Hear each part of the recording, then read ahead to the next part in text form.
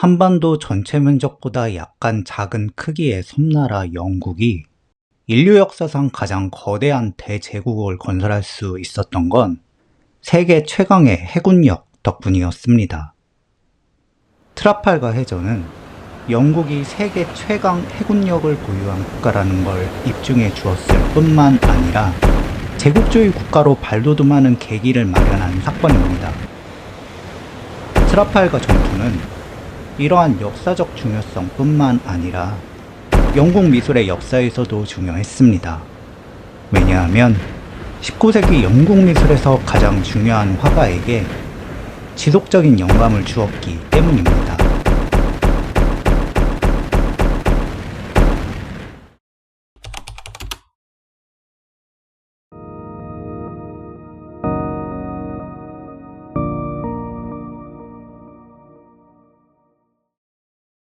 (1839년) 영국 왕립미술 아카데미의 전시회에 아카데미의 정회원이자 영국 미술계의 살아있는 전설로 불리던 64세의 거장 조셉 멜로드 윌리엄 터너의 신작이 전시되었습니다.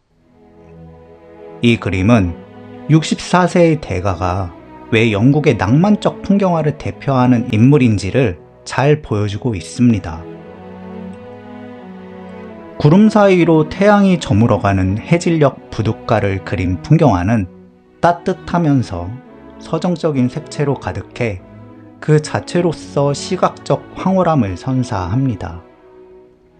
그 자체로 한편의 서정시와 같은 이 그림은 실제로 토마스 캠벨의 시 영국의 해군들이여에서 수많은 전투와 거센 바람을 이겨낸 깃발은 더 이상 그 배의 주인이 아니네 라는 시고와 함께 전시되었습니다.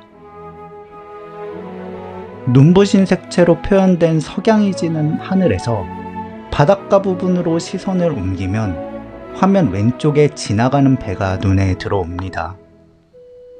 이 배들은 그림을 그리던 미술가의 시선을 우연히 사로잡은 게 아닙니다. 부둣가를 향해 다가오는 배가 이 그림의 주인공입니다. 왜냐하면 터너는 이 풍경화의 그림을 직접 저남 테메레르의 마지막 항해로 정했기 때문입니다. 저남 테메레르호의 정식 명칭은 HMS 테메레르호입니다. 이 배는 1805년 10월 21일 발생한 트라팔가 해전에 참전한 배 중 하나입니다. 영국은 프랑스, 스페인 연합군의 침략을 막기 위해 스페인 남부의 영국령인 지브롤터 해협 인근 트라팔가 곳에 총 27척의 배를 파병합니다.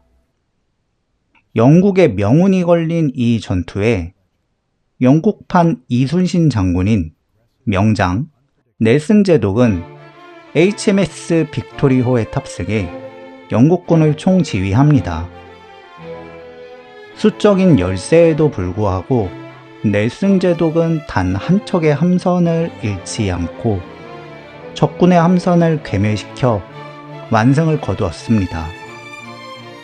하지만 HMS 빅토리호는 연합군의 집중 공격을 당해 넬슨 제독은 끝내 이 전투에서 전사하고 맙니다. 비록 넬슨 제독을 지키지는 못하였지만 HMS 테메레르호는 HMS 빅토리호 구출에 나서며 근접전에서 적국 함선을 격파해 영국군의 최종 승리의 주역이었습니다. 전투 후 무사귀환한 HMS 테메레르호는 그 후 30년이 넘게 여러 용도로 사용되어 영국인들에게 트라팔가 해전의 살아있는 상징으로 여겨져 왔습니다. 하지만 노후화로 인하여 1838년 해체가 결정되었고 이 사실은 주요 일간지를 통해 대대적으로 알려졌습니다. 다른 어떤 영국인들보다 터너에게 HMS 테메레르호의 해체 소식은 특별했습니다. 왜냐하면 당시까지 터너는 트라팔가 해전에 관한 그림을 2점이나 제작했기 때문입니다. 1806년부터 2년 동안의 제작 과정 끝에 트라팔가 해전을 완성합니다.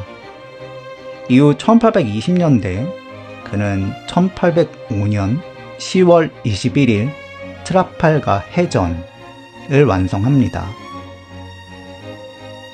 청년 시절 제작한 트라팔가 해전은 터너의 개인적인 관심에 의하여 완성된 작품인 반면 작년에 접어든 시기에 제작된 1805년 10월 21일 트라팔가 해전은 영국 왕실의 주문을 받아 그려진 작품입니다.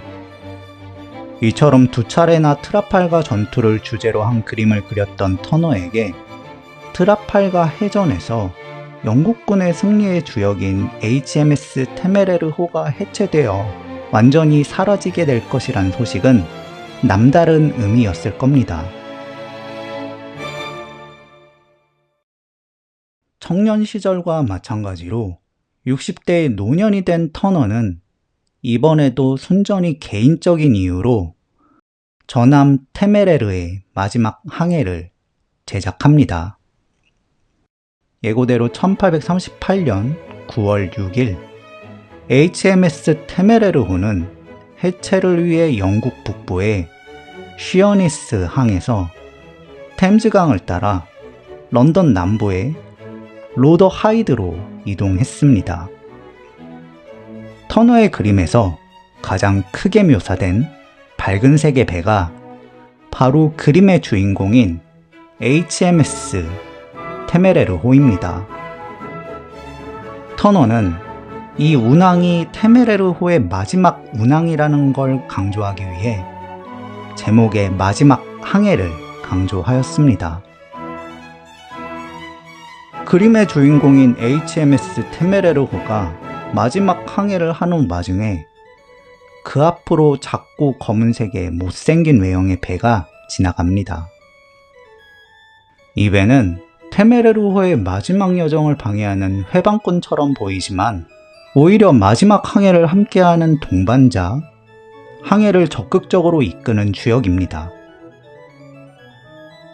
바다에서 전함으로 사용될 목적으로 건조된 HMS 테메레르호의 마지막 목적지인 로더 하이드는 템즈강 하구로 바다에서 한참 들어와야 합니다. 범선인 테메레르는 강에서 바람을 이용해 자력으로 이동하기에는 기본적으로 불리한 구조를 가지고 있었습니다. 게다가 워낙 구형이었기 때문에 좁고 복잡한 템즈강 하구로 들어오기 위해서는 다른 배의 도움이 필요했습니다.